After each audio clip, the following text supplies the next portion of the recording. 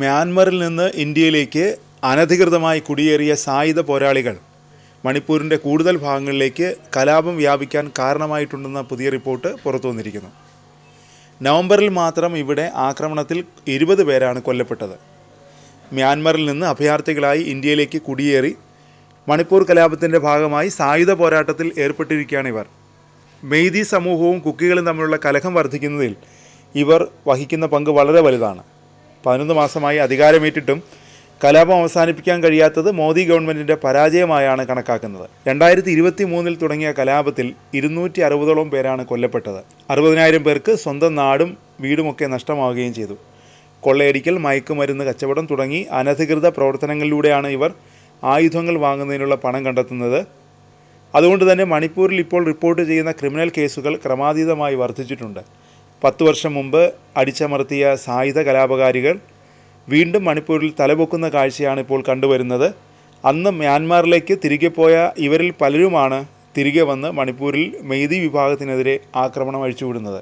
മ്യാൻമറിൻ്റെ അതിർത്തിയിൽ സ്ഥിതി ചെയ്യുന്ന 3.2 മില്യൺ ജനസംഖ്യയുള്ള വടക്ക് കിഴക്കൻ സംസ്ഥാനമാണ് മണിപ്പൂർ. ഇവിടുത്തെ സമ്പന്നമായ താഴ്വരകളിൽ താമസിക്കുന്ന മെയ്തികൾക്ക് ചരിത്രപരമായി പിന്നോക്കം നിൽക്കുന്ന കുക്കികൾക്ക് നൽകുന്ന അതേ സംവരണാനുകൂല്യങ്ങൾ നൽകാൻ ഗവൺമെൻറ് തീരുമാനിച്ചതാണ് കലാപത്തിലേക്ക് വഴിവെച്ചത്. അക്രമം ഒഴിവാക്കുന്നതിന് ഇരു വിഭാഗങ്ങളെയും വേർതിരിച്ചുകൊണ്ട് ബഫർ സോണും സ്ഥാപിച്ചിട്ടുണ്ട്. മുൻകാലങ്ങളിൽ നിരവധി കലാപങ്ങൾക്ക് സാക്ഷ്യം വഹിച്ചിട്ടുള്ള സംസ്ഥാനമാണ് മണിപ്പൂർ. സൈനിക ശക്തികളുടെ ഇടപെടലിനെ തുടർന്ന് ഒരുപാട് കലാപകാരികൾക്ക് ഇവിടെ നിന്ന് പലായനം ചെയ്യേണ്ടി വന്നിട്ടുമുണ്ട്. സുരക്ഷാ ഉദ്യോഗസ്ഥർ നൽകുന്ന വിവരമനുസരിച്ച് മെയ്തിയിൽ നിന്നുള്ള 2000ഓളം പേർ മണിപ്പൂർ അതിർത്തിയിലൂടെ മ്യാൻമാറിലേക്ക് നുഴഞ്ഞു കയറി അവിടുത്തെ സിവിലിയൻ യുദ്ധത്തിൽ ഭരണകൂടത്തോടൊപ്പം നിന്ന് പോരാടുകയും ചെയ്തിട്ടുണ്ട്. വടക്കൻ മ്യാൻമറിൻ്റെ സമീപ പ്രദേശങ്ങളിൽ പീപ്പിൾസ് ഡിഫൻസ് ഫോഴ്സ്, കാലായ് പോലുള്ള സംഘടനകൾ തമ്പടിച്ചിട്ടുണ്ട്. അതേസമയം കുക്കികൾക്ക് കച്ചിൻ വിമതരുടെ പിന്തുണയുണ്ടെന്നും മ്യാൻമറിൽ നിന്ന് ആയുധങ്ങൾ വാങ്ങിയിട്ടുണ്ടെന്നും വിവരങ്ങൾ പുറത്തു വരുന്നു.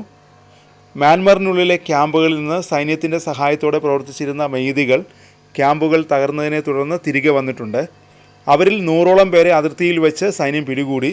50ഓളം കുക്കികളെയും അത്തരത്തിൽ അതിർത്തി കടക്കുന്നതിനിടയിൽ പിടികൂടിയിട്ടുണ്ട്.